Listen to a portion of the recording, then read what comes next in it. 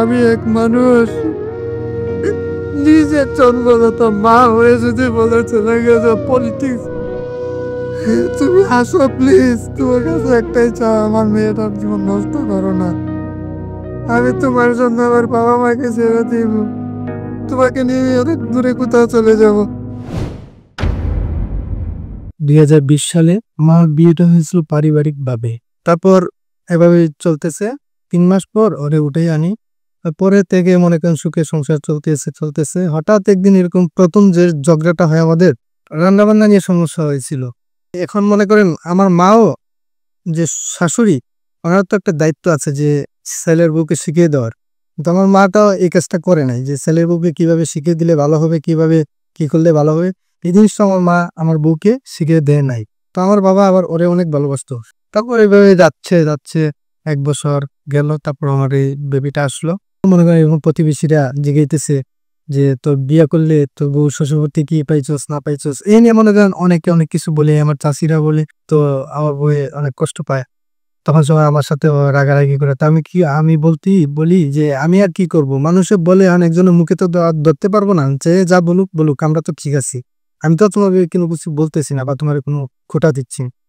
তারপরে চলতেছি টুকটাক বিষয়ে ঝগড়া লাগলে মনে করেন আমার মা এই বাসায় যে ওই বাসায় যে প্রতিবেশীর কাছে বদনাম করে আমার নামে, আমার ওয়াইফের নামে। আপনার আপন মা তো? হ্যাঁ, আপন মা। তারপরে এই গল্প মনে বলতো মানুষ, আবার আমাদেরকে বলতো, তখন সময় খারাপ লাগতো। আবার ও আমাকে বলতো, দেখো তোমার নিজের মা হয়ে এরকম মানুষের কাছে বলে বেড়ায় কেন? তো আমি বলতাম, মা তো কি করবো, আমাদের কি আসে যায়, মানুষ যা বলে বলুক। এভাবেই যাচ্ছে দিন। তারপর সিজার হয়েছে আমার বাচ্চাটা। আমার শাশুড়ি নিশিং মাছের ঝুল নিয়ে আসছে আমাদের বাসায়। আসার পরে আপনার আর আপনার শ্বশুর বাড়ি তো পাশাপাশি ছিল? ওরা থাকতো 14 নম্বর রোডে আর আমরা 10 নম্বর রোডে। আচ্ছা, ঠিক আছে। তারপর মনে করেন ঝগড়া যে আমার মা বলছে শিং মাছকে আমরা খাওয়াই নাই। এক পর্যায়ে ও মনে করেন রাগারাগি কইরা চলে যাচ্ছে, রাগ করে বাপের বাড়ি চলে যাবে, বের হয়ে গেছে অলরেডি। আপনি কি আপনার মাকে বলার চেষ্টা করেন নাই যে তার মা তার জন্য একটু রান্না করে আনতেই পারে, এটা নিয়ে এত কথা কেন? আমি বলতে চাই, তবে আমার কথা কেউ শুনে না, আমার কেউ দামই দিতে চায় না। শাশুড়ি অনেক কষ্ট পাইছে, কান্নাকাটি করছে যে আমার অপরাধ হয়েছে, আমারে মাফ করে দাও। আমার মায়ের কাছে মাফ চাইছে। যাক, আবার নতুন ভাবে জীবন শুরু হলো। এখন এইভাবে দেখা যায় মনে করেন মা বউ সবসময় খিটখিটা মিজাজে থাকে, একটা নিয়ে লাগিয়ে থাকে। আমার মা একটু স্যাক্রিফাইস করতে পারে না, আমার বউ একটু স্যাক্রিফাইস করতে পারে না। দুজনের রাগ অতিরিক্ত। যদি আমার বউ 1 কথা বলে, আমার মা 3 কথা বলে। আমার বউ যদি 2 কথা বলে, আমার মা 4 কথা বলে। এরকম আমি কাজ থেকে আসতাম, আসার পর আমার ওয়াইফ আমাকে এইভাবে বলতো যে আপনার মা এরকম করছে। মাও বলতো যে তোর বউ এরকম করলো। আমি আর কি করব, বোরটা বোঝাই, মারে মারটা বুঝাই, কিন্তু কেউ আমার কথা বুঝতে রাজি হয় না। তারপরে মনে করেন যে শ্বশুরবাড়ি থেকে আমাদের এই সিলেটের একটা আছে ঐতিহ্য, যে রমজান মাসে ইফতারি দেওয়া, জ্যৈষ্ঠ মাসে আম কাটল দেওয়া, তারপরে যে অগ্রহায়ণ মাসে পিঠা দেয়া, এগুলা নিয়ে অল্প অল্প দেয়। এতে নিয়ে মনে করেন অনেক বিশৃঙ্খলা আছে। মানে এটা নিয়ে কি হয়, আপনার মা অসন্তুষ্ট এটা নিয়ে? অসন্তুষ্ট হয়। মনে করে প্রতিবেশীর কাছে যে বলে, প্রথম ছেলে বিয়ে করিলাম, প্রথম ছেলের বার থেকে এইরকম আশা করি নাই। আপনি তো প্রেম করে বিয়ে করেন? না না না, সবাই পারিবারিক ভাবে বিয়ে করেন? বাড়ি। এখন মনে করেন আমার মা এবং আমার বউ ওদের ঝগড়া দিন দিন খালি বাড়তেই আছে। তারপরে আমার মা আমার বলছে, তোর মেয়ে বুনিয়া তুই কই যাবি যা। এটা আমি জানি না। আমার বাপে বলতেছে, তোর বুনিয়া তুই কই যাবি যা, আমরা এসব জানি না, তোর বউরে নিয়ে আমরা করতে পারবো না। তোর বউ অনেক বেয়াদবে, সে কথা সতা শুনে না, হিংসুটে অনেক কিছু। তারপর অনেক কষ্ট করে মারে বুঝিয়া রাখলাম। পরে আমার ওয়াইফে জিদ বানছে, চাকরি করবে। ঠিক আছে, আমি কই না, তোমার দিয়ে চাকরি করবো না। তোমার দিয়ে যদি চাকরি করানোর ইচ্ছা হতো তাহলে বাচ্চা জন্ম দেওয়ার আগে তোমার দিয়ে চাকরি করে দিতাম। কয় না, তোমার বাড়ির মানুষেরা কি বলে যে তোর বাপে কি দিল না দিল, আমি চাকরি করে আমার বাপে তো দিতে পারবো না, আমার বাপের এই সামর্থ্য নাই, আমার আর একটা বোন আছে, তো আমার জিনিসটা আমি কষ্ট করে বানাই। তখন সময় আমি বললাম, আচ্ছা ঠিক আছে, তুমি তোমার যা মনে করো। চাকরি করতেছে কিন্তু মনে করেন আবার পরে এই গেছে মঙ্গলবারে থালা বাসন ধোয়া হয় নাই। তো মাও আইসা বলতেছে, কি রে তোরা খাওয়া দাওয়া করছিস, ঘরের এই অবস্থা কে? তখন আমার ওয়াইফও বলছে যে যার প্লেট হেড হইতে পারো না, ঝগড়া লেগে গেছে। লাগার পরে আমি তো দেখি নাই, একসময় মনে করেন ঝগড়া অনেক হয়েছে, হওয়ার পরে বলে আমার মা যাইয়া ওরে মারছে। আপনার স্ত্রীকে আপনার মা গিয়ে মারছে? হ্যাঁ। আপনি তখন বাসায় ছিলেন না, আমি কাজে। আমার ওয়াইফ আমাকে ফোন দিছে যে আমার এরকম এরকম বললো, যে আমি কই, আমি কি করবো, মা তো আর কিছু কইতে পারবো না, যা করছে বলে যায় ওগুলা। তো আমি কাজ থেকে বাসায় গেছি, তখন সময় আমার মা ডাকছি যে দেখে যা দেখে যা। আমি কি হয়েছে, কয় এই যে প্লেট গুলা এগুলা ধুইবে কি। তারপর বলতেছি মা কথা কয় না, ওই ধুইব না। তখন সময় আমার বউ চলে আসছে, এসে মনে করেন আমার মায়ের সাথে তর্ক ধরছে যে যার যার প্লেট সে ধুইতে পারে না। এ নিয়ে মনে করেন দুইজনের ভিতরে আবার ঝগড়া শুরু হয়ে গেল। তারপরে মনে করেন অনেক কিছু, ওই যে পুরানো ইতিহাস ওইগুলাতে চলে গেল আর কি। এই লাগছে প্লেট ধোয়া নিয়ে, এরপরে মনে করেন পূর্বে যে কে কি করছিল ওইগুলাতে চলে গেল।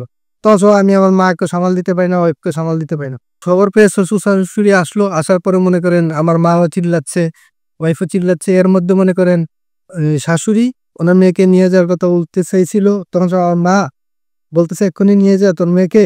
তারপর তারপর ওরা নিয়ে যায় আমার মাকে। আপনার স্ত্রী তখন চলে যায়? আবার মেয়েকে রেখে চলে যায়।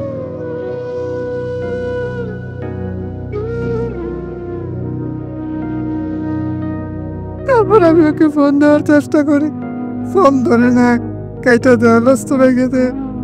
কবে গেছে আপনার স্ত্রী আবার? আর গত বৃহস্পতিবারে রাত্রে ও আমার সাথে কথা বলতে চায় না। কি ডিভোর্স চাচ্ছে সে? হ্যাঁ, ও ওর মতো থাকতে চাচ্ছে, কিন্তু আমার মেয়েটাকে আমি মারে করতে চাই যে আমার কাছে। এই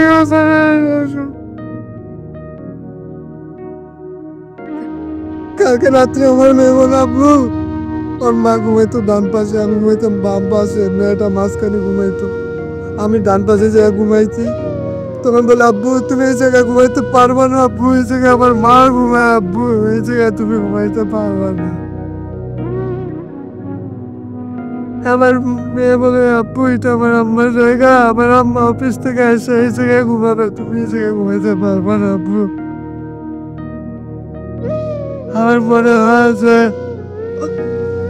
আমার মেয়ে ওর মাকে ছাড়া থাকতে পারবে না, কিন্তু ও মেয়ে ছাড়া কিভাবে যে থাকে এটা আমি বুঝতেছি না।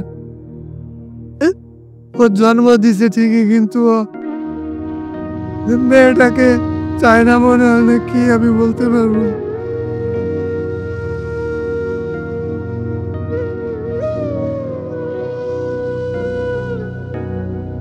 আমার মেয়েটা অনেক কষ্ট পাচ্ছে ওর মায়ের জন্য। মেয়েটা অসুস্থ, জ্বরে গাটা পুড়ে যাচ্ছে।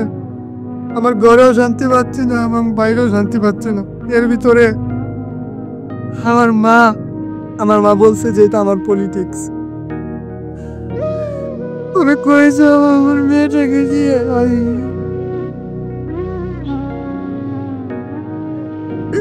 নিজের জন্মদাত মা হয়ে যদি বলে চলে গেছে পলিটিক্স,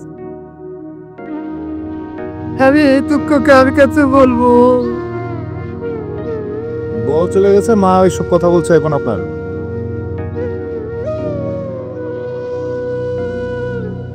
নিজের ঘরের মানুষ, মা বাবা সবাই আমারে কেউ বুঝতে চায় না, যেমন স্ত্রী বুঝতে চায় না, শ্বশুর শাশুড়ি বুঝতে চায় না, নিজের মা বাবা বুঝতে চায় না। আমি এক মানুষ, আমি কাউরে কিছু বুঝতে পারি না, আমার কষ্ট কেউ বুঝতে রাজি না। এর মধ্যে আমি মায়ের সাথে একসাথে থাকতাম, আমি আমার মায়ের সাথে থাকবো না, বাড়িওয়ালাকে না করে দিছি। নাগর ছেড়ে দিয়েছেন এখন? মাকে ফেলে দিচ্ছি। ওর মা যদি আসে তো আসলো, না হলে আমার মেয়েকে নিয়ে আমি কই যাবো জানি না। সবাই আমাকে কষ্ট দিতে পারে, কিন্তু আমার কষ্ট কেউ ভাগে নিতে পারে না। আমার কষ্টকে বুঝতে পারি না আমি কি চাই। আমি আমার সংসারে 2009 সাল থেকে কাজ করে খাওয়াচ্ছি, তারপরে আমার কোনো নাম নেই আমার বাবা মার কাছে।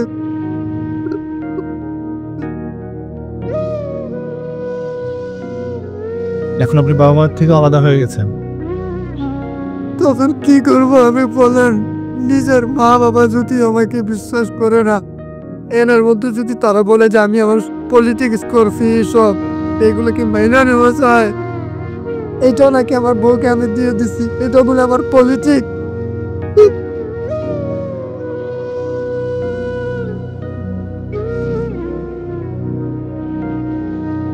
তারপরে আমার মেয়েটার সুখের জন্য আমি ওর মাকে দরকার। আমার মেয়েটার জন্য না হয় তুমি হাসো আমার কাছে। আমার মেয়েটাকে কষ্ট দিও না, আমাকে কষ্ট দিও না।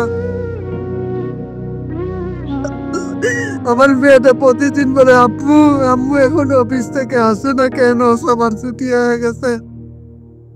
আম্মু কেন আব্বু আম্মু আসে না কেন, আমি প্রতিদিন তোমার সাথে ঘুমাই, আম্মুকে জড়াইয়া ধরতে পারি না আব্বু। আব্বু আম্মু আনু আনু কবে থেকে আম্মু ওর মা তো আসতে যাচ্ছে না। ওরে তোমাকে নিয়ে আলাদা সংসার করবো, তারপরে তুমি আসো, তোমাকে নিয়ে অনেক দূরে কোথাও চলে যাব। তুমি আসো প্লিজ, তোমার কাছে একটাই চা, আমার মেয়েটার জীবন নষ্ট করো না, আমার জীবনটা নষ্ট করো না, আমি তোমার জন্য আমার বাবা মাকে ছেড়ে দিব। তুমি আসো, তোমার আমার মেয়ের দিকে তাকাও, তুমি আমার এই নিষ্পাপ শিশুটি কি দোষ।